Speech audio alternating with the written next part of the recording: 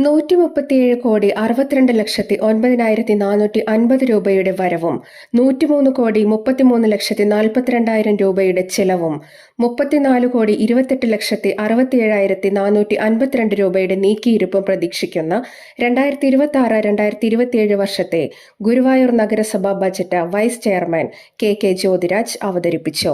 147,69,452 രൂപയുടെ വരവും 103,33,42,000 രൂപയുടെ തന്മർഷ ചെലവും 34,28,67,452 രൂപയുടെ നീക്കിയിരിപ്പും പ്രതീക്ഷിക്കുന്ന 2026-27 സാമ്പത്തിക വർഷത്തെ ബജറ്റ് നിർദ്ദേശങ്ങളും ഗുരുവായൂർ എന്ന നമ്മുടെ എല്ലാ സ്വകാര്യ അഹങ്കാരമായ ഈ ഭൂമികയുടെ വളർച്ചയ്ക്കും പുരോഗതിക്കും സർവോപരി ജനക്ഷേമത്തിനും വികസന പ്രവർത്തനങ്ങൾക്കും വേഗത വർദ്ധിപ്പിക്കുന്നതിന് സഹായകരമായി മാറാവുന്ന നിർദ്ദേശങ്ങളും പദ്ധതികളും അടങ്ങിയ ഈ കൗൺസിലിൻ്റെ ആദ്യ ബജറ്റ് കൂടുതൽ ചർച്ചയ്ക്കും ക്രിയാത്മകമായ നിർദ്ദേശങ്ങൾക്കുമായി ബഹുമാനപ്പെട്ട കൗൺസിൽ മുമ്പാകെ സമർപ്പിക്കുന്നു. അടിസ്ഥാന സൗകര്യ വികസനവും നഗര നവീകരണവും നഗരത്തിലെ ഗതാഗതക്കുരുക്ക് പരിഹരിക്കാനും തീർത്ഥാടകർക്കും യാത്രക്കാർക്കും മികച്ച സൗകര്യം ഒരുക്കുന്നതിനുമായി ആധുനിക ബസ് ബേ നിർമ്മിക്കും.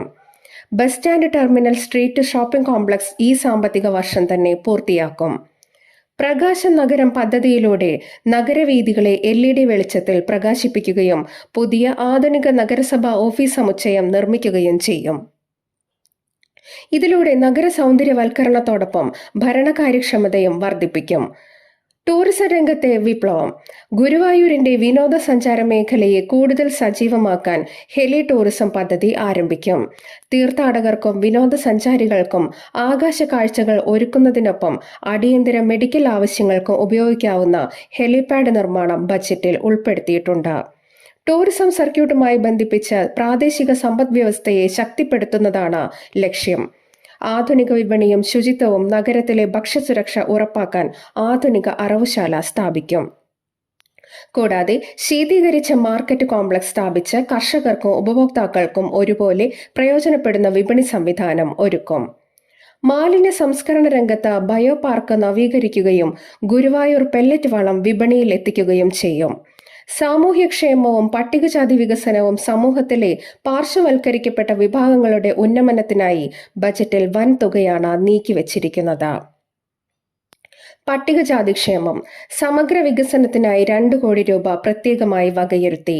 വയോജന നയം, സ്നേഹതീരം, പകൽ വീടുകൾ, വയോജനോത്സവം തുടങ്ങിയ പദ്ധതികളോടെ മാതൃകാപരമായ വയോജന നയം നടപ്പിലാക്കും. അതിജീവനം പദ്ധതി. ഭിന്നശേഷിക്കാർക്കായി ജീവന സ്പർശം പദ്ധതി. ഗുരുതര രോഗികൾക്ക് പിന്തുണ നൽകാൻ പ്രാദേശിക ബ്രാൻഡിങ്ങും കൃഷി പ്രോത്സാഹനവും. ഗുരുവായൂരിന്റെ തനത് ഉൽപ്പന്നമായ ഗുരുവായൂർ വെളിച്ചെണ്ണ വിപണിയിലെത്തിക്കും. ഒരു വീട് ഒരു പച്ചക്കറിത്തോട്ടം പദ്ധതി. മത്സ്യകൃഷി പ്രോത്സാഹനം എന്നിവയിലൂടെ ഭക്ഷ്യ സ്വയം പര്യാപ്തത ലക്ഷ്യമിടുന്നു. വനിതാ ശാക്തീകരണവും വിദ്യാഭ്യാസ പുരോഗതിയും. വനിതകൾക്കായി പിങ്ക് ഓട്ടോ, പ്രത്യേകം ജിം, പുണ്യശ്രീ, സുരക്ഷാ സഖി പദ്ധതികൾ എന്നിവ നടപ്പിലാക്കും.